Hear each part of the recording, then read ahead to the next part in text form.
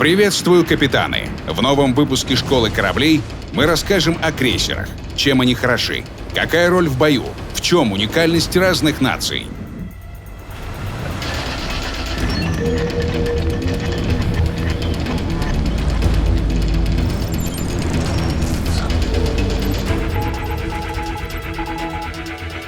На первый взгляд, крейсеры — вечный номер 2 в мире кораблей. Они вторые после линкоров по броне и огневой мощи.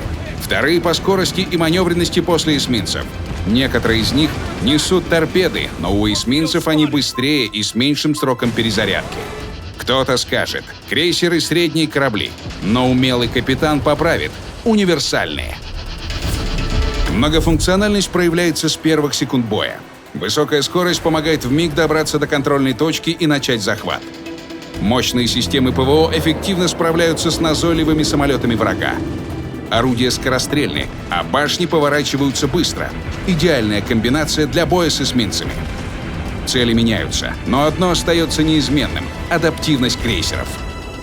Главное — разумно оценивать свои силы. Крейсеры — многоцелевые корабли, но не бессмертные. Воевать лучше на второй линии, скрываться за линкорами союзников. Если такой возможности нет, вилять как змея. Не подставлять под удар цитадель и погреба боезапаса в центральной части корпуса. Когда ближний бой неминуем, использовать торпеды, если они есть. Идеальный враг для крейсеров — эсминцы. Их торпеды опасны, но если от них увернуться, то маленький эсминец становится не страшнее рыбацкой лодки. Малый калибр большого вреда не причинит, а крейсер с нескольких залпов пустит врага на дно. Обратная ситуация, когда против крейсера выступает линкор. На равных с ним тягаться не получится. Он безапелляционно задавит мощью. А вот с поддержкой еще одного крейсера, а лучше линкора, уже можно идти в атаку. Более неоднозначная ситуация с вражескими крейсерами. Чтобы успешно противостоять одноклассникам, желательно знать специфику каждой нации. К японским крейсерам лучше не подходить близко. Уже с 3-го уровня они укомплектованы торпедами. Но скорострельность ГК у них так себе, как и скорость поворота башен. Американцы быстрые, с мощным ПВО. Торпедные аппараты только на 4-м и 5-м уровнях. Крейсеры этой нации полагаются в основном на стрельбу из орудий ГК. У немецких крейсеров начальных уровней слабое бронирование и средняя мобильность.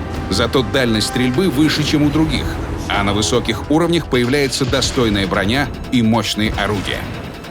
Крейсеры Британии незаметные, с хорошей маневренностью. Однако невысокая дальность стрельбы вынуждает их подходить близко к врагу. Тем не менее, торпеды и скорострельные орудия компенсируют этот недостаток.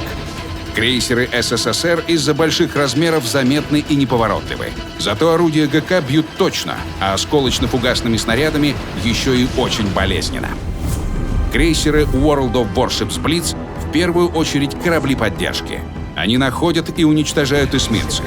Разбираются с авиацией, быстро приходят на выручку союзникам. Крейсер — настоящий командный игрок. За это его и ценят World of Warships Blitz.